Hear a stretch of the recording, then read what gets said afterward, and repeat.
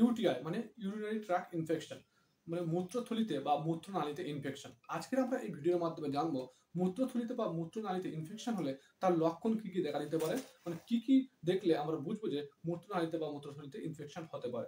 এক, পেটের নিচের দিকে মানে নাভির নিচে সবসময় জ্বালা বা যন্ত্রণা করবে, বিশেষ করে প্রস্রাব করার সময় বেশি যন্ত্রণা করবে। দুই, প্রস্রাব করার সময় জ্বালা জ্বালা করবে। তিন, প্রস্রাব খুবই দুর্গন্ধযুক্ত হবে। চার, বারবার প্রস্রাব লাগবে। পাঁচ, হঠাৎ করে খুব জোরে প্রস্রাব লাগবে, যেটাকে আপনি কন্ট্রোল করতে পারবেন না, মানে টয়লেটে যাওয়ার আগে আপনার প্রস্রাব হয়ে যেতে পারে। পাঁচ, যখন ইনফেকশনটা অনেকটা ছড়িয়ে যাবে তখন প্রস্রাবের সঙ্গে হালকা হালকা রক্ত আসতে পারে। ছয়, আপনার সারা শরীরে সবসময় হালকা হালকা জ্বর থাকতে পারে। আট, প্রস্রাব করার পরেও যেন মনে হবে ভালোভাবে প্রস্রাব করা হয়নি, আরো প্রস্রাব হবে কিন্তু আপনি প্রস্রাব করতে পারবেন না।